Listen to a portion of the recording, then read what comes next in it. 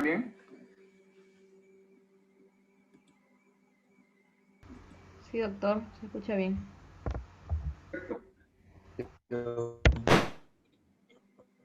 Buenas noches, niños, buenas noches, niñas, buenas noches a todos.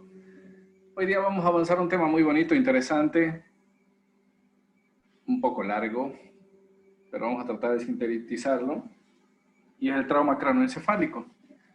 El 10% de los traumas craneoencefálicos, el 10% es un alto índice, generalmente mueren antes de llegar a lo que va a ser el hospital. 80% de los pacientes con TEC pueden ser clasificados como leve.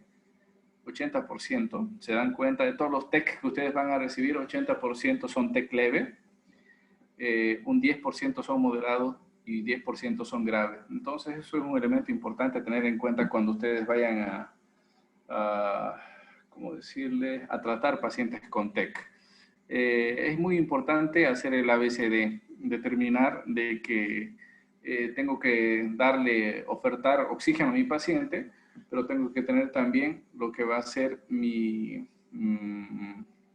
medio de transporte, que van a ser los glóbulos rojos, que me van a llevar la perfusión adecuada, porque cuando existe un grado de hipoxia, los órganos principales que determinan una disfunción son cerebro, riñón, corazón y pulmones, y algunos dicen hígado. Por eso que es muy importante. Por eso que cuando tengan un paciente con TEC leve y moderado, es muy importante darle la oferta de oxígeno suplementario para disminuir las posibles causas de lesiones isquémicas que pueden estar comenzando o provocando algún tipo de situación secundaria como un edema. Entonces es muy importante que ustedes sepan reconocer cuando un paciente está en TEC y determinar cuáles van a ser sus acciones siguientes. Es importante que cuando ustedes vayan a pasarle el informe, porque generalmente el médico general es quien está en las emergencias y tiene que determinar sobre todo lo que es la edad del paciente. Pueden existir fenómenos de tipo degenerativo. Es importante determinar lo que va a ser la historia de todo lo que ha acontecido, sucedido, cómo ha sido la biopatomecánica del accidente que ha provocado aquello. También menester determinar lo que van a ser el estado general del paciente en relación a la monitorización de su estado general. Estamos hablando de lo que va a ser la función cardíaca, la función respiratoria, también lo que va a ser la presión arterial. También importante determinar lo que va a ser, por sobre todas las cosas, la escala del Glasgow, como también lo que van a ser los reflejos, tanto superficiales como profundos. En este caso estamos hablando de las pupilas. Tenemos que determinar en nuestra sociedad, en la actualidad sobre todo, que los TEC no es por una simple causa, una simple razón, motivo que va a existir, sino de que puede estar determinado asociándose a algún tipo de narcótico, como pueden ser el alcohol o algún otro tipo de estupefacientes que pueden estar presentes. El TEC al paciente de pies a cabeza. Entonces tenemos que determinar de que el paciente tiene que tener algún tipo de lesión asociada. Es muy importante pensar de que no solamente está con TEC, sino con alguna otra lesión importante. Para esto necesitamos tener presunciones diagnósticas, un alto índice de presunción diagnóstica. Ustedes todavía, más con los problemas que estamos teniendo ahora, no están capacitados a decir si es una lesión importante. Entonces lo que más importa en este momento de ustedes es tener una presunción diagnóstica de lo que el paciente puede tener. Entonces, en cualquier patología, siempre piensen mal les va a ir mejor, para tratar de determinar qué tipo de circunstancia o qué tipo de elemento estamos pensando que puede tener el paciente. Y el principio fundamental del tratamiento del TEC determina dos elementos importantes, lo que va a ser la hipotensión y bien. Los dos fundamentos que determina el tratamiento del TEC son dos, la hipotensión y la hipoxia. Porque si mi paciente está hipotenso, no hay volumen circulante, entonces tampoco va a existir una adecuada cantidad de oxígeno, por ende va a llevar una hipoxia. Para entrar un poquito en lo que era la anatomía, tenemos que hablar de lo que va a ser el cuero cabelludo. Todo cuero cabelludo tiene lo que va a ser una piel, folículos pilosos, donde está el tejido conectivo. Tenemos debajo de ella una aponeurosis o galea aponeurótica que se denomina, que es lo que va a sostener todo lo que va a ser el cuero cabelludo, el tejido laxo. Y por debajo de ellos va a estar un elemento importante que se denomina el periósteo, ¿cierto? El periósteo es una lámina muy delgada, pero bastante importante, que cubre generalmente los huesos planos en esta situación. El cráneo, las meninges, el cerebro, el líquido cefalorraquídeo, como también lo que va a ser el tentorio. Vamos a desarrollar un poquito cada una de ellas. Es importante que nosotros sepamos qué son las meninges. Básicamente, las meninges tienen de afuera hacia adentro, la dura madre. La dura madre es una capa bastante dura, muy fibrosa, que está situada en la cara interna del cráneo. Entre ella y la cara interna del hueso hay un espacio que se denomina el espacio epidural, por donde se van a encontrar sobre todo elementos muy importantes de tipo arterial, que son las arterias meningias. Entre ella y la aracnoides hay un otro espacio que se denomina subdural, donde van a drenar los senos venosos. Entonces, importante, entre lo que va a ser la cara interna y el hueso, hay un espacio que se llama epidural, por donde discurren o transcurren las arterias. En cambio, entre la aracnoide y ella se denomina el espacio subdural, por donde van a drenar los senos venosos. Después, debajo de la dura madre está la aracnoides, que es la segunda capa, es muchísimo más delgada, bastante transparente. Y por último viene la tercera capa, que se denomina la pía madre, que es adherida a lo que va a ser el parénquima craneal, y el líquido cefalorraquídeo discurre entre esta y la aracnoide, ¿está bien? Que se denomina espacio subaracnoideo. ¿Por dónde discurre?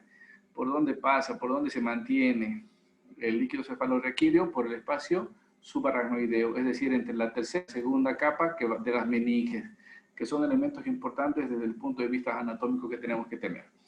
Este cuadro es muy importante desde el punto de vista clínico. ¿Está bien? Es algo que yo siempre quiero y que ustedes lo tengan en la cabecita, que de alguna manera intenten retener la idea. El cerebro, sabemos que el cerebro pesa 120, 150 gramos, 180, en algunos mucho más, pero no saben utilizarlo, no sabemos utilizarlo. El peso es casi lo de menos. Tenemos dos hemisferios, están formados por lo que va a ser la sustancia blanca, la sustancia gris, la sustancia blanca, elemento muy importante, sustancia gris, elemento que discurre sobre todos los elementos de la memoria. El hemisferio más dominante en la mayoría de las personas es el izquierdo y en algunas otras es el derecho. Tenemos tres elementos importantes que están presentes en nuestro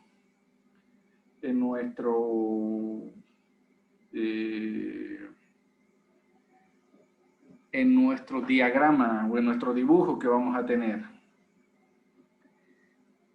El lóbulo frontal, toda la connotación o los traumatismos que vayan a llegar en el lóbulo frontal van a afectar ¿qué? Emociones, funciones motoras, motilidad del lenguaje. ¿Está bien? Todos los traumas, las situaciones que van a estar en el lóbulo frontal provocan emociones, funciones motoras, como también motor del lenguaje, elemento muy importante. En la región lateral parietal están las funciones sensoriales, como también lo que va a ser la orientación espacial.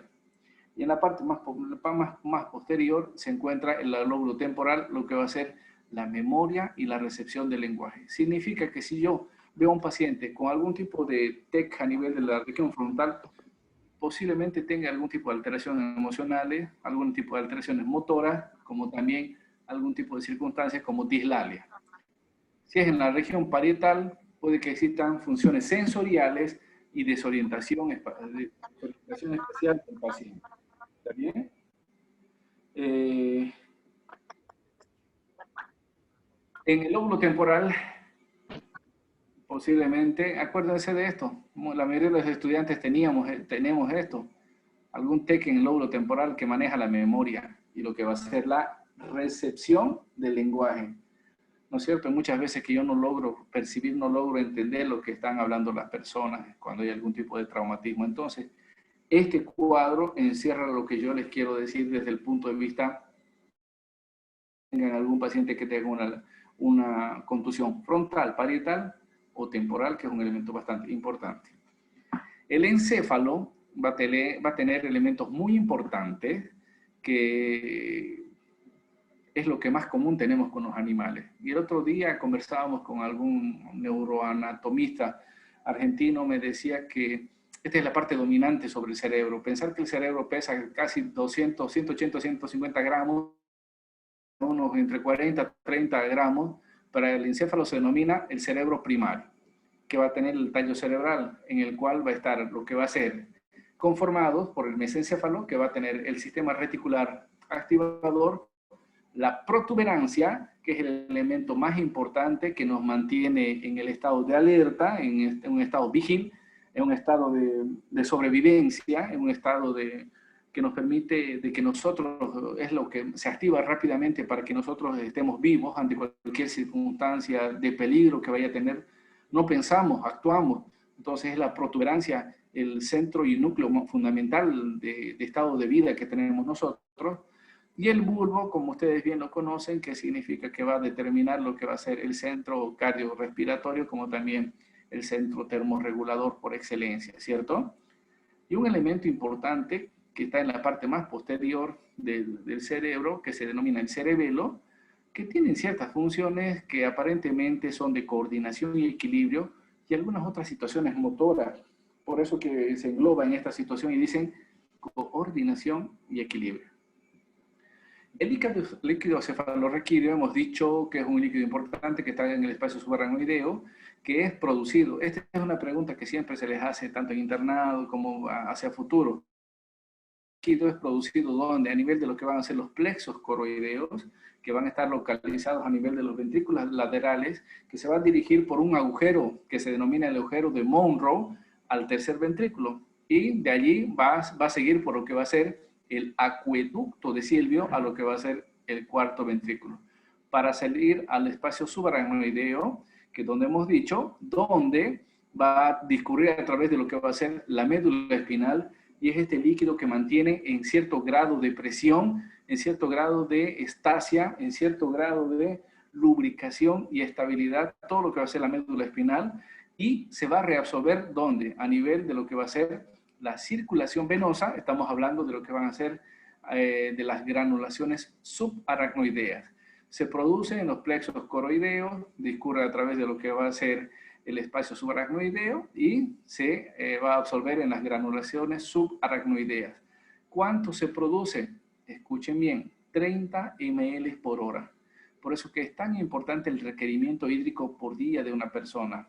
¿Cuánto es? 30 ml por hora. Entonces, ese es el requerimiento. Cuando una persona está deshidratada, ¿qué es lo que le provoca? Cefalea. ¿Por qué? Por la hipoproducción o por la deshidratación de lo que va a ser el líquido cefalorraquídeo. Si estamos hablando de espacios, dentro de todos los espacios deben existir algún tipo de elementos importantes que van a marcar y que pueden ser lo que son las presiones, ¿cierto? Al hablar de las presiones, vamos a hablar de lo que va a ser la PIC. ¿Y qué es la PIC? Es la presión. La presión intracraneal normal en estado de reposo es de más o menos 10 milímetros de mercurio o 136 milímetros de agua. Nunca se olviden mencionar el nombre y el apellido completo de los valores. El valor normal de la PIC es de 10 milímetros de mercurio o 136 milímetros de agua. Generalmente utilizamos los milímetros de mercurio. Las presiones que vayan a aumentar paulatinamente, que vayan por encima de 10, que pueden llegar hasta 20, si son prolongadas y si no se descienden con el tratamiento instaurado, están asociadas a un pronóstico muy pobre, como van a ver a futuro. ¿Está bien? Entonces aquí les estoy mostrando y les estoy enseñando. La PIC normal es al menos de 10 milímetros de mercurio y las presiones por encima de 20, si estas no se tratan adecuadamente, provocan una asociación de pronóstico pobre. ¿Por qué les digo que les estoy enseñando? Porque yo tomo muchas veces grado, examen de grado en otras universidades, y en alguna ocasión le pregunté a algún muchacho cuál era la PIC normal, a un estudiante, a un futuro médico. Tras el cual uno de tomar el examen, uno de los docentes me dice, doctor, esa pregunta es de neurólogo, de especialista. pero me admiró escuchar eso porque cuando yo era estudiante había aprendido qué era la PIC. Hay que saber qué es la PIC y cuál es su valor para poder determinar. Porque dentro de la formación del médico general tenemos que saber cuál es la PIC y cuál es su valor. Por eso que se los estoy enseñando. Si yo no enseñara, no tendría la cara para poder exigir esta pregunta. Bueno, este cuadrito es interesante, en la cual nosotros lo que vemos es la PIC. La PIC nosotros tenemos que saber que hay un valor normal de 10 y cuando va subiendo anormalmente por encima de 20, lo que se va a crear son elementos muy importantes en el cual de alguna manera lo que provocan son ciertos elementos que se denomina volumen de masa. Este volumen de masa hace de que se eleve y cuando este volumen de masa alcanza una PIC mayor de 20, como puede ser 30 o 40, provoca un elemento muy importante que se llama herniación. Es decir, cuando la PIC está elevada, la función cerebral disminuye y los resultados también son bastante pobres. Entonces, muy importante mantener la PIC por debajo de los 20 en la mayoría de los pacientes. La presión de perfusión cerebral es un elemento importante en la cual vamos a tener y la relación va a ser muy importante en relación de lo que va a ser la presión arterial media, que es importante sacarla, y que resulta de lo que va a ser las presiones medias que se determinan tratando de encontrar una presión arterial media que por debajo de 70 milímetros de mercurio existe un grado de hipoperfusión.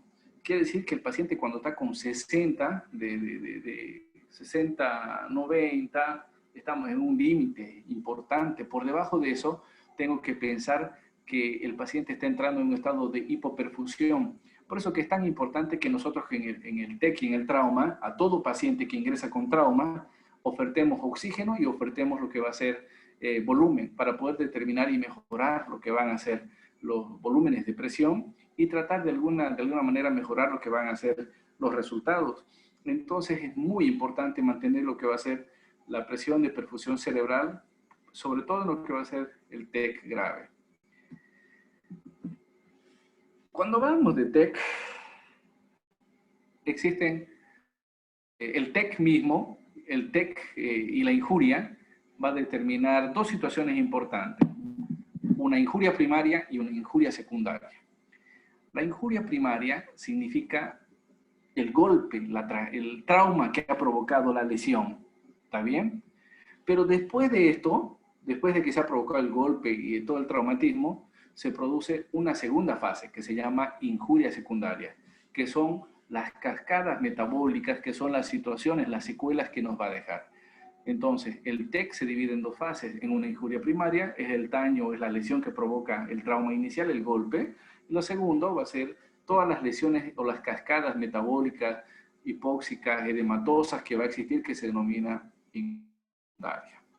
Entonces, para poder entender un poquito mejor, la injuria primaria es el daño inmediato que estamos hablando, que va a provocar una segunda, que va a ser una consecuencia de la primera, que va a provocar dos elementos muy importantes. Una, eventos sistémicos y eventos intracraneales.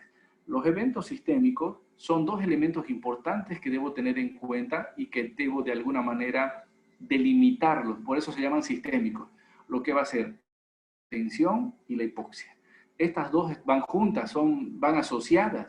¿Y qué es lo que van a provocar la hipotensión con la hipoxia? Seguramente un estado anóxico que va a determinar una isquemia, ¿está bien? Y esta isquemia va a provocar un resultado final que se llama hipertensión intracraneana. Hipertensión intracraneana, ¿está bien? Los eventos intracraneales, que son los eventos locales, van a provocar lo que va a ser alteración del flujo sanguíneo cerebral, alteración del metabolismo cerebral, sí, porque hay un aumento de la presión, lo que provoca un síndrome compartimental, por eso que no hay flujo adecuado, lo que va a provocar también una alteración del metabolismo cerebral, es decir, que de de un metabolismo netamente aeróbico va a bajar a un metabolismo anaeróbico, lo cual provoca grandes alteraciones porque sabemos bien que el cerebro es ávido de ¿qué? De glucosa y de oxígeno, lo que va a provocar de que exista una alteración del volumen cerebral, como también una respuesta inflamatoria ante esta circunstancia. Y los eventos intracraneales nos van a llevar a una complicación indeseada que se llama edema cerebral. Por lo que quiero que entiendan, la injuria primaria va a determinar una injuria secundaria. La secundaria determina dos elementos importantes, sistémicos e intracraneales. Los sistémicos, con sus dos fenómenos importantes, hipotensión e hipoxia, provocan isquemia. Los eventos intracraneales, por los fenómenos de aumento de presión, por las alteraciones y el síndrome compartimental que se provoca lo que va a ser un elemento muy importante, lo que va a ser alteración del flujo sanguíneo, como también respuesta inflamatoria, cuyo resultado final va a ser el edema cerebral. Entonces, la isquemia como el edema cerebral son los elementos más importantes que van a provocar ¿qué? El aumento de la presión intracraneana. ¿Y cuál es el clave, la conclave que nosotros los médicos tenemos que actuar a nivel de lo que va a ser la isquemia y el edema cerebral? ¿Para qué? Para disminuir lo que va a ser la hipertensión intracraneana. Mecanismos del TEC. Como hemos visto en todos los traumas, cuando es abierto, cuando es cerrado, en este caso nosotros vamos a ver de que se dice que es penetrante cuando la dura madre se ve de alguna manera atingida, cuando está abierta, cuando está lesionada o existe una solución de continuidad. Entonces, cuando se ha abierto la dura madre, nosotros un TEC abierto. El TEC abierto puede estar provocado por lesiones, sobre todo de alta velocidad, como van a ser las heridas de bala, las no penetrantes de baja velocidad, algún tipo de traumatismo, golpes que pueden provocar. Y lo que básicamente nosotros tenemos que tener en cuenta es esto, lo que van a hacer si ha sido penetrante o no. Por ejemplo, en la región frontal, fíjense esta lesión en la región frontal, aparentemente no hubiera compromiso, ¿no? Aparentemente no hubiera compromiso. Parece que hubiera simplemente empujado un poco lo que va a ser el óvulo. Ahora, la severidad es muy importante. Se clasifica el TEC en leve, moderado y grave. La clasificación va en relación a la utilización de la escala del coma de Glasgow. Por ejemplo, el leve va de 14 a 15, el moderado va de 9 a 13, el grave va de 3 a 8. No se olviden, vamos a hablar seguramente, el grupo de práctica me va a hablar lo que va a ser el Glasgow. Por eso que les estoy hablando. Leve, 14 a 15, moderado 9 a 13, grave 3 a 8. Siempre debemos utilizar lo que va a ser la mejor respuesta. El paciente que tiene por debajo de 8, Glasgow por debajo de 8, significa que está en un estado comatoso. Por debajo de 8, estado comatoso. Por debajo de 8, significa que mi paciente va a ser intubado. ¿Está bien? Si ustedes tienen un paciente con la escala de Glasgow con 8, significa que el paciente está comatoso y que necesita la intubación, manejo de la vía aérea definitiva. La escala de Glasgow, que no la voy a hablar hoy día, que la van a hablar el grupo de práctica. La morfología de las lesiones es muy importante, que puede existir fractura a nivel del cráneo, a nivel de la calota, a nivel de la base, con fístula, sin fístula, con los signos que hemos visto, el de Battle, el del mapache, la Otto o la Rhino-Rack, las lesiones intracraneales, que hay una lesión que se llama axonal o focal difusa, que se denomina LAT, que le vamos a ver un poquito más adelante. Las fracturas de base de cráneo, elemento importante, que son los signos. Rea significa fractura del piso anterior. Estamos hablando de etmoides. Otorrea significa fractura de la fosa media, posiblemente sea esfenoides. Vamos a ver hemotímpano también. Vamos a ver lo que van a ser los ojos de mapache. Vamos a ver lo que va a ser la equimosis retroauricular, que se llama signo de Battle. Podemos tener también la parálisis de lo que va a ser el séptimo par, pérdida de la audición del octavo par y lo que va a ser el neumoencéfalo, que va a ser visible solo en lo que va a ser la radiografía como también en la tomografía. Caro, ¿vamos a tener otro enlace? Sí, doctor, ya lo mandé al grupo. ¿Vamos bien? ¿Entienden?